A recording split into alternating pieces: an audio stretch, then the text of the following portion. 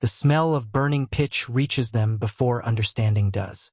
It is carried on the wind, sharp and suffocating, clinging to the wood of the ship like a warning that arrives too late.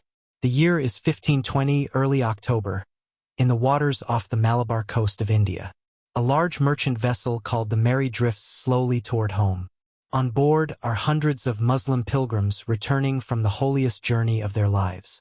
Men who have fulfilled the obligation of Hajj after saving for years. Women who traveled beside their husbands and families. Elderly parents supported by devoted children. Merchants who combined faith with trade, as was common across the Indian Ocean for centuries. They are days from home.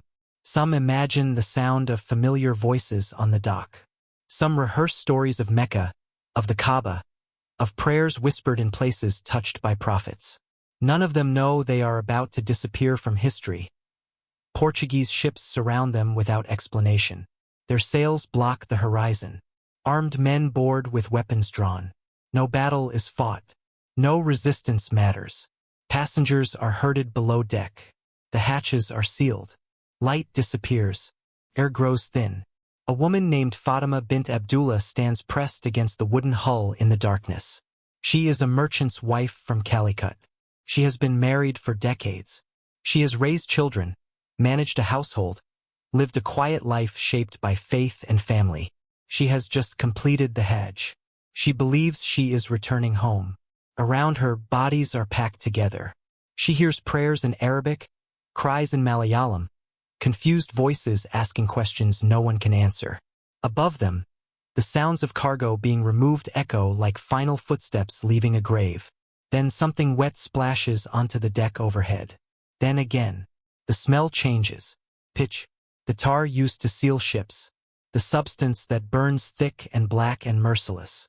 Fire is set.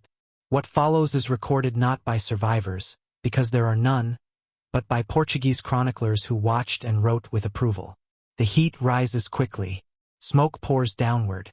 People cough, scream, claw at sealed hatches.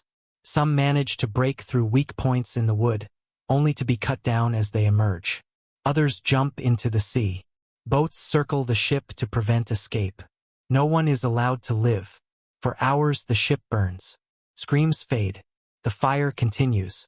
When it is over, the Mary sinks beneath the water. 400 people vanish. The Portuguese describe this as justice. They thank God that none escaped. The man who ordered this was Vasco da Gama. You were taught his name as an explorer, as the man who opened the sea route to India, as a hero of discovery. What you were not taught is what he did when he arrived. Da Gama did not find empty lands.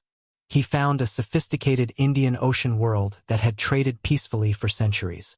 Arab, Persian, Indian, Malay, and Chinese merchants moved goods across vast distances without European control. The Portuguese had little to offer this system. Their goods were inferior. Their gold was limited. Their presence was unwanted. So they brought something else: terror. Da Gama's second voyage was not about exploration. It was about domination.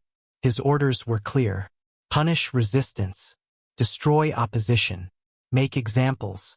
The Mary was chosen deliberately, a ship of pilgrims returning from Mecca, unarmed, civilian, sacred. Its captain begged. He offered cargo, ransom, anything. He emphasized the women, the elderly, the faithful. Da Gama refused. He wanted the passengers. The burning of the Mary was meant to be seen, to be remembered, to send a message across the Indian Ocean that Portuguese power would show no mercy. Days later, Da Gama sailed to Calicut. He bombarded the city with cannons from the sea. Warehouses collapsed. Homes were destroyed. Civilians died. Then came the next message. Fishermen and traders were captured. Their hands were cut off. Their ears. Their noses. Some died during the mutilation. Their bodies were thrown away. The survivors were placed in a boat with their severed body parts piled beside them. The boat was sent ashore. This was the message to the ruler of Calicut. This is what resistance looks like. As Da Gama sailed along the coast, bodies were hung from the masts of his ships, displayed to every port, rotting in the sun. replaced when decay went too far. This was not chaos. It was policy. Portuguese chroniclers recorded everything, not with shame, but with pride. They believed history would praise them. The memory of the Mary spread faster than the ships themselves. Arab traders carried the story to Cairo, Damascus, and beyond. Indian communities remembered the terror. The Portuguese gained control through fear, but fear breeds resistance. The violence that built their empire also guaranteed its eventual collapse. Today, Vasco da Gama remains celebrated. Monuments still stand. Textbooks still praise. The Mary is barely mentioned. But the records remain. The documents survive. The truth was never hidden. It was ignored. Fatima bint Abdullah never reached home. Neither did her husband, nor the elderly pilgrims who waited a lifetime for Hajj, nor the scholars carrying books, nor the merchants whose networks connected oceans. They were not enemies. They were travelers, believers, families. They died because terror was profitable. This is not an exception. It is a pattern repeated across the colonial world.